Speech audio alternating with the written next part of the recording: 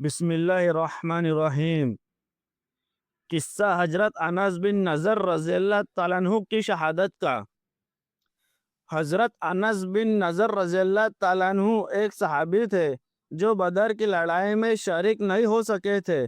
ان کو اس چیز کا صدمہ تھا، اس پر اپنے نفس کو ملامت کرتے تھے کہ اسلام کی پہلی عظیم الشان لڑائی اور تو اس میں شریک نہ ہو سکا۔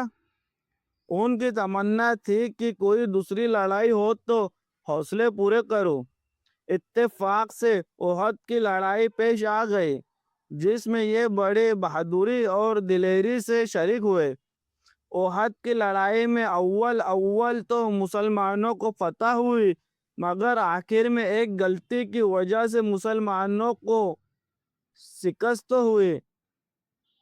وہ غلطی یہ تھی کہ حضور اکرم صلی اللہ علیہ وسلم نے کچھ آدمیوں کو ایک خاص جگہ مقرر فرمایا تھا کہ تم لوگ اتنے میں نہ کہو، اس جگہ سے نہ ہٹنا، کہ وہاں سے دشمن کے حملہ کرنے کا اندیشہ تھا۔ جب مسلمانوں کو شروع میں فتح ہوئی تو کافروں کو بھاگتا ہوا دیکھ کر یہ لوگ بھی اپنی جگہ سے یہ سمجھ کر ہٹ گئے کہ اب جنگ ختم ہو چکی، اس لیے بھاگتے ہوئے کافروں کا پیچھا کیا جائے اور غنیمت کا مال حاصل کیا جائے۔ اس جماعت کے سردار نے منع بھی کیا کہ حضور صلی اللہ علیہ وسلم کی ممانعت تھی، تم یہاں سے نہ ہٹو، مگر ان لوگوں نے یہ سمجھ کر کہ حضور صلی اللہ علیہ وسلم کا ارشاد صرف لڑائی کے وقت کے واسطے تھا، وہاں سے ہٹ کر میدان میں پہنچ گئے۔ بھاگتے ہوئے کافروں نے اس جگہ کو خالی دیکھ کر اس طرف سے آ کر حملہ کر دیا۔ مسلمان بے فکر تھے، اس اچانک بے خبری کے حملے سے مغلوب ہو گئے اور دونوں طرف سے کافروں کے بیچ میں آ گئے، جس کی وجہ سے ادھر ادھر پریشان بھاگ رہے تھے۔ حضرت انس رضی اللہ تعالیٰ عنہ نے دیکھا کہ سامنے سے ایک دوسرے صحابی حضرت سعد بن معاذ رضی اللہ تعالیٰ عنہ آ رہے ہیں۔ ان سے کہا کہ اے سعد، کہاں جا رہے ہو؟ خدا کی قسم، جنت کی خوشبو احد کے پہاڑ سے آ رہی ہے۔